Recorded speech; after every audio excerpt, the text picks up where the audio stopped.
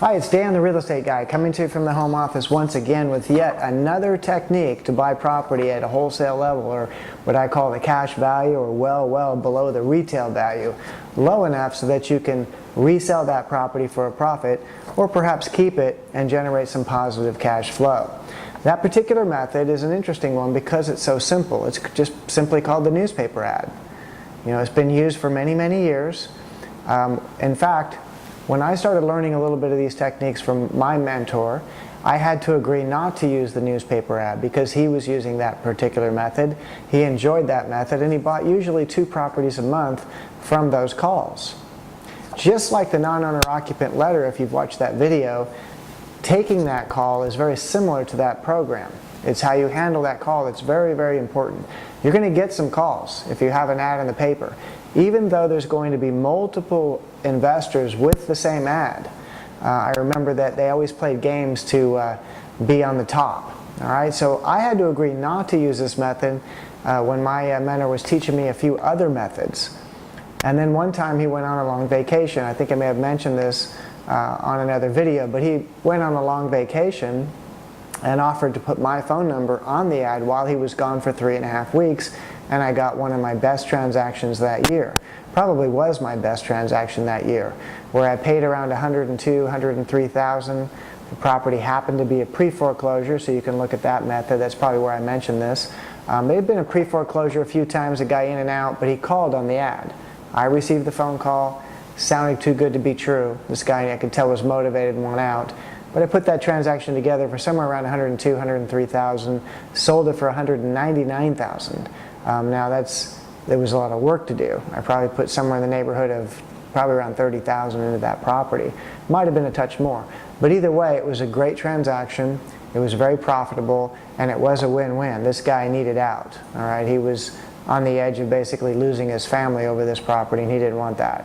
His wife and his daughter meant more to him than this pile of wood, the house. It was torn apart and couldn't go on the retail market, so I step in, I do $30,000 in work, I solve his problem. He's the guy that came back 2 years after that. He was back on his feet, got a new job, happened to retrain in computers. At the time computers were taking off, and he was ready to buy 2 years later. Very neat story. Anyway, it's just a simple real estate ad that says, I buy houses. Usually newspapers will have an area called Real Estate Wanted. That's usually where you run those ads. You can play games to start them alphabetically, A1 real estate buyer or something to the effect to get yourself on the top of that list. And I remember back in those days looking at his ad, and he would move up and down depending on who played the game to get on the top of that. He ran it consistently 30 days out of the month, the entire month. If you think about it, one good transaction pays for an ad like that for many years. Even in a good-sized market, it probably pays for it for quite a few years. So he was getting about 2 on average per month and paying around 50 cents on the dollar on those properties in that market. Remember, not all the techniques will work in every market, but I know there's folks running these ads right now in today's market. It just might mean that a lot of people that call are upside down and don't have equity, so you have to get very good at going through those phone calls quickly, looking for the guy who you can solve his problem and make it a win-win. You win by buying below market, he wins by getting out of the situation quickly. So you run the ad continuously. If it's one of your lines in the water, we talked about that. It's like fishing. You've got a line in the water. Maybe you're working a couple other methods. You've got some profits and you're looking for more volume. Maybe you continue with the methods that are working for you, but then put the ad in the paper as well to see if that picks up another transaction or two.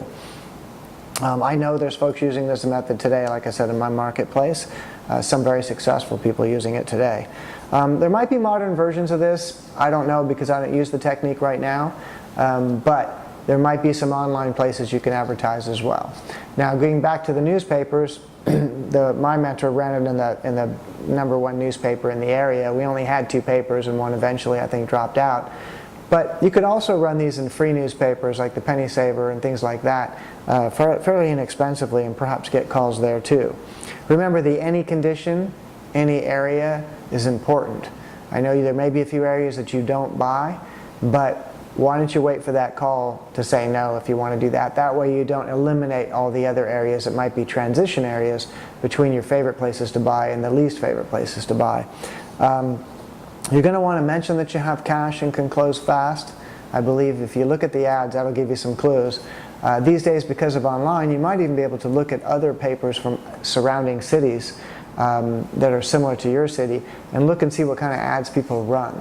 If they're running continuously, then they're leaving them in there because it's working for them. So if you check that, these days online, you might be able to check some papers and find out if people are running these ads consistently. Getting back to handling the call, same as some of the other programs. Once you use a technique to get the phone to ring and you get that call, you're going to want to get all the information you can in a logical sequence. You're going to get that person talking, telling you all about the property. They'll tell you. I used to always ask if there's problems with the property and then just listen to what they say. They'll tell you. They know you're out for a bargain. They need cash and want to close fast. And they want to be, if you're open and honest with them, they'll do the same with you. You might from time to time get some folks that are letting you try to figure it out. They won't tell you anything, but be careful of those.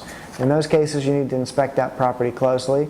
I would always inspect it closely, but there's a lot of times where you can gather enough information and have enough good feel for that seller to let them know right on the spot. You might be able to run your comps while you're talking to them, and you may be able to make that offer on that first call, just with the condition that after you look at the property, if it's what you think it is, then this is what you can pay.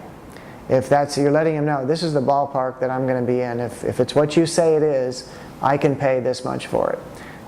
If that's in their ballpark and they're agreeable to that, they say, that might work for me, then you just make an appointment and get to that property and look it over. If you're brand new and it's a heavy fixer, get your contractor to come with you, all right? You're going to notice that the types of people that call on these ads are motivated. They've got a reason. So if they've got a timeline, I want you to make sure you can meet it. Make sure they're realistic in their timeline. I know that the person I told you about, I know he bought properties from people that were leaving the country.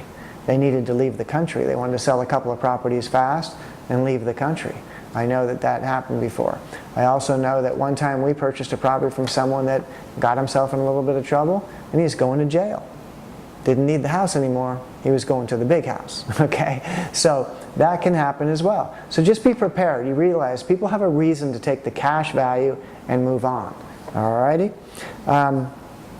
Pretty interesting technique, pretty simple, pretty straightforward, and there's already people doing it that you can even imitate their ad or run a version of their ad and try to get towards the top of that column. Be ready for those phone calls. How are you ready? You're ready when you understand all the terms and techniques. Maybe you've done a couple of deals, but you need to know values cold. So you're going to be able to run comps quickly or know the town that you're in so well that you already know what questions to ask in order to get the information you need to make a ballpark offer on the phone and then firm it up after you see the property, close that transaction, get it cleaned up and on the market if you're going to sell it, or get it cleaned up and rent it if you're going to keep it. It's a great technique. There's so many techniques, as you can see. Again, we don't want you to go out and try too many of those and not be good at any of them.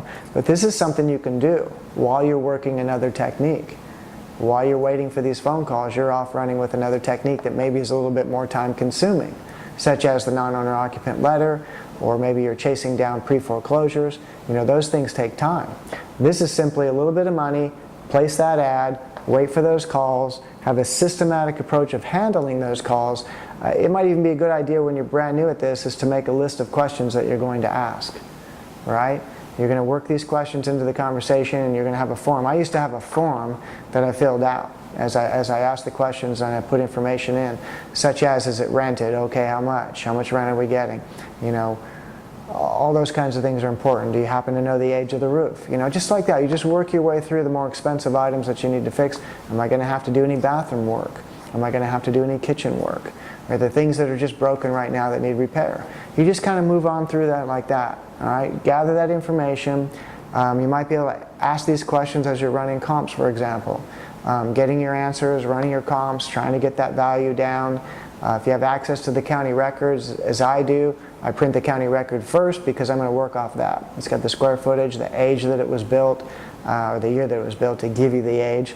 The bedrooms, the bathrooms, the lot size, everything's there. These days you can even click on your Google map and see it from the air. See if it's near a busy street or intersection, or is it tucked away on a nice little cul-de-sac.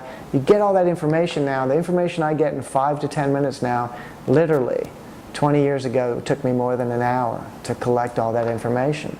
So it was less practical to get all the information to make the offer over the phone on the first call, but you could do it. Nowadays, with a good computer, a good phone system, you can talk on the phone and gather all the information you need.